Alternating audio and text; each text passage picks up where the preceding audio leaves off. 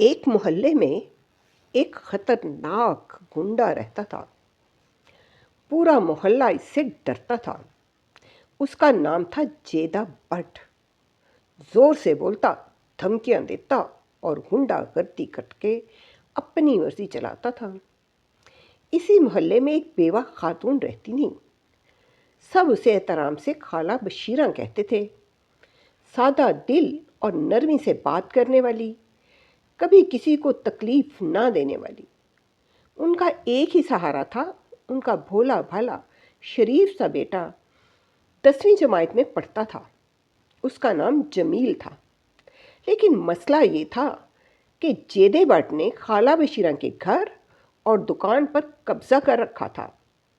کرایہ بھی نہیں دیتا تھا اور جگہ خالی کرنے کا تو سوال ہی پیدا نہ ہوتا تھا۔ ایک دن خالہ مجبور ہو کر جیدے کے گھر گئیں۔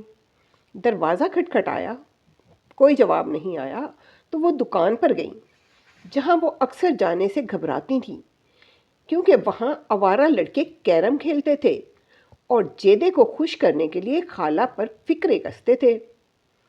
جیدے نے خالہ کو دیکھتے ہی کہا، خالہ کل کرایہ مل جائے گا، فکر نہ کرو۔ خالہ نے کہا، مجھے کرایہ نہیں چاہیے، میرا گھر اور دکان خالی کر دو۔ جیدہ ہنسا، ارے کہا نا کل جمیل کو بھیج دینا، کرایہ مل جائے گا۔ لڑکے بھی چیخ کر بولے، خالہ استاد نے کہا ہے نا جمیل کو بھیج دینا تو بھیج دینا۔ خالہ غمگین ہو کر گھر لوٹ گئی۔ اگلے دن خالہ نے اپنے بیٹے جمیل کو کرایہ لینے بھیجا، لیکن جیسے ہی وہ دکان پر پہنچا، جیدے کے لڑکوں نے اسے بری طرح مارا، اس کے کپڑے پھاڑ دیے، اسے زمین پر گھسیٹا۔ جمیل بے حال گھر آیا، خالہ کا کلیجہ پھٹ گیا، وہ پھوٹ پھوٹ کر رونے لگی۔ ان کی آواز سن کر ہمسائی بھی دوڑی چلی آئی۔ اس نے خالہ کو سنبھالا اور دلاسا دیا۔ گھر جا کر اس نے اپنے دونوں بیٹوں علی اور ولی کو بلایا اور کہا، سارا دن شرارتیں کرتے ہو، آئے دن کالج سے تمہاری شکایت آتی ہے، تم خالہ بشیرہ کی مدد کیوں نہیں کرتے؟ علی اور ولی حیران تھے کہ شرارت کرنے پر تو کئی دن جیب خرچ بند ہو جاتا تھا، اور آج ماں خود شرارت کرنے کا کہہ رہی ہے۔ خیر، دونوں نے تہیہ کر لیا کہ خالہ بشیرہ کو جیدے بٹ سے نجات دلانی ہے۔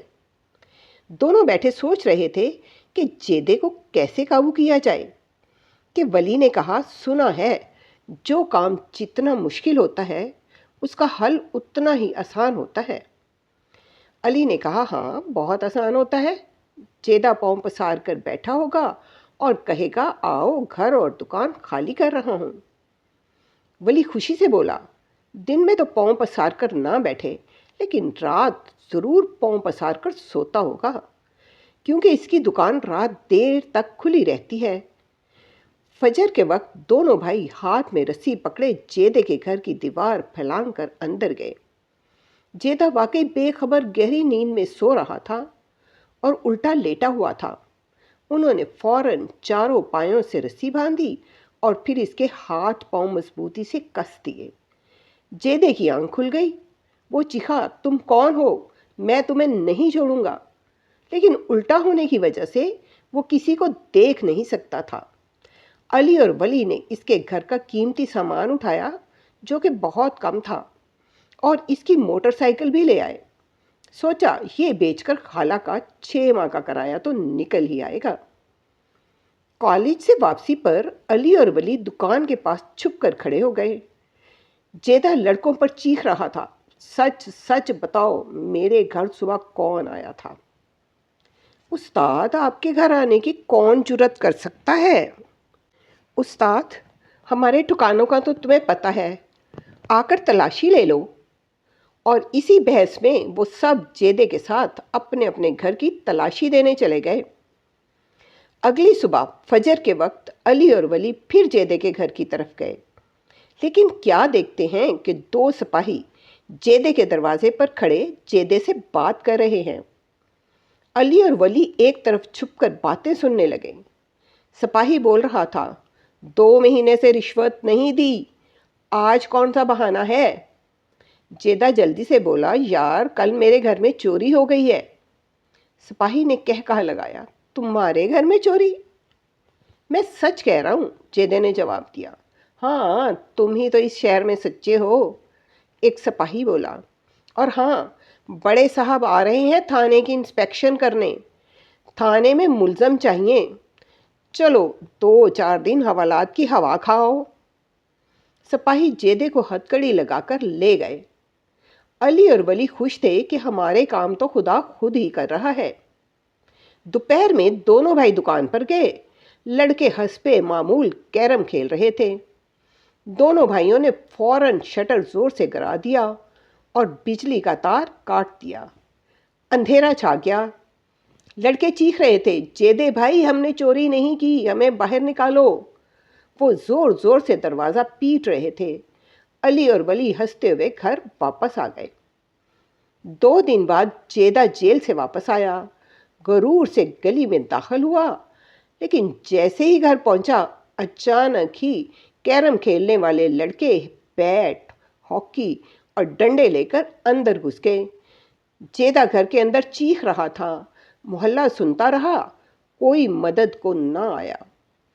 अगले दिन अली और वली खाला बशीरा को लेकर सरकारी अस्पताल गए। वहाँ जेदा भट्ट पूरे जिस्म पर पट्टियाँ लपेटे बिस्तर पर लेटा था। खाला को देखते ही रोने लगा।